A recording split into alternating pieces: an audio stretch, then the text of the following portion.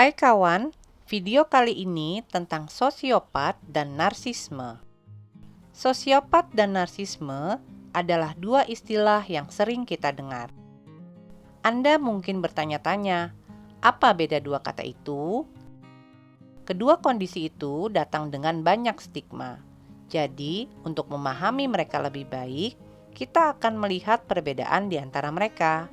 Apa itu sosiopat? Sosiopat adalah seseorang dengan gangguan kepribadian atau dikenal dengan istilah ASPD, Antisocial Personality Disorder. Sosiopat bukan istilah medis dan paling sering dihubungkan dengan kondisi tertentu. Orang dengan ASPD cenderung sering mengalami masalah dalam mengikuti aturan dan hukum, kurang memiliki empati terhadap orang lain, dan bertindak impulsif. Menurut klinik Cleveland dan Mayo, beberapa tanda ASPD lainnya adalah termasuk kurangnya penyesalan setelah menyakiti orang lain, perilaku sembrono, hubungan yang kacau dan kasar, perilaku manipulatif, tidak menghargai orang lain, serta penyalahgunaan obat-obatan dan zat terlarang.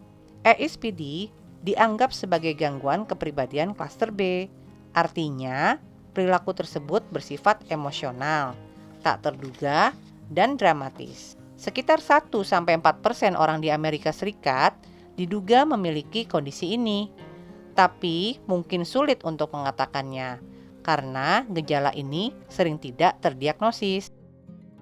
Apa itu narsisme? Seorang narsisis adalah seorang dengan gangguan kepribadian narsistik atau lebih dikenal dengan NPD, Narcissistic Personality Disorder. Orang dengan kondisi ini cenderung berpikir tinggi tentang diri mereka sendiri, kurangnya empati terhadap orang lain, dan selalu mencari pujian. Menurut klinik Cleveland dan Mayo, tanda-tanda NPD termasuk rasa vitalitas yang berlebihan, perilaku manipulatif, memandang rendah orang lain, sering merasa berhak, sombong, dan hanya akan bergaul dengan orang-orang yang berstatus tinggi. Seperti ASPD, NPD juga merupakan gangguan kepribadian klaster B, dan orang dengan keadaan ini sering tidak terdiagnosis, makanya mereka tidak mencari pengobatan. Sekitar 5% dari populasi diyakini memiliki kondisi ini. Apakah dua kondisi ini sama? Gejala NPD dan ASPD tumpang tindih dalam banyak hal. Kecenderungan kurangnya empati terhadap orang lain dan mengambil keuntungan sekedar untuk mencukupi kebutuhan mereka. Mereka bisa tampil menawan dan akan menggunakan sifat itu untuk memenangkan hati orang lain. Secara umum, orang dengan dua kondisi tersebut cenderung fokus pada diri mereka sendiri dan menggunakan orang lain hanya untuk keuntungan mereka. Jika tidak diobati, hubungan dengan orang lain bisa jadi berantakan. Bagaimana dua kondisi ini bisa berbeda? Salah satu perbedaan terbesar antara dua kondisi ini adalah bagaimana orang-orang dengan NPD sangat peduli tentang bagaimana orang lain memandang mereka, sedangkan mereka dengan SPD tidak. Orang dengan NPD mungkin bekerja lebih keras untuk mempertahankan pernikahan dan pekerjaan karena mereka lebih bergantung pada status mereka dan perlu pengakuan.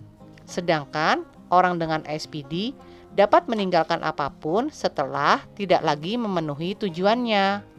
Secara keseluruhan, orang dengan NPD akan bekerja untuk terus mendapat kekaguman, sedangkan mereka dengan ASPD akan berkeliaran untuk memenuhi kebutuhan mereka.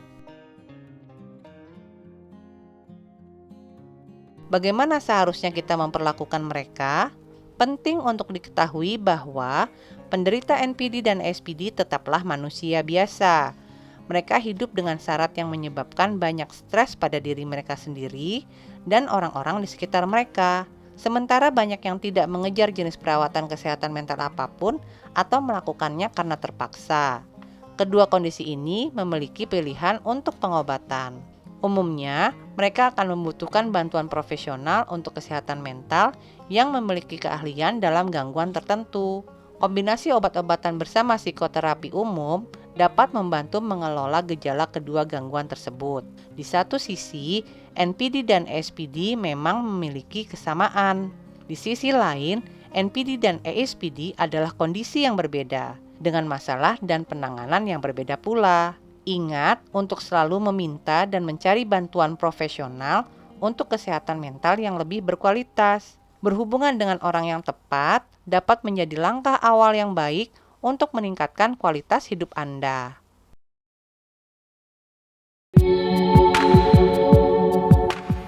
Semoga video ini bermanfaat. Jangan lupa subscribe, like, dan nyalakan notifikasinya.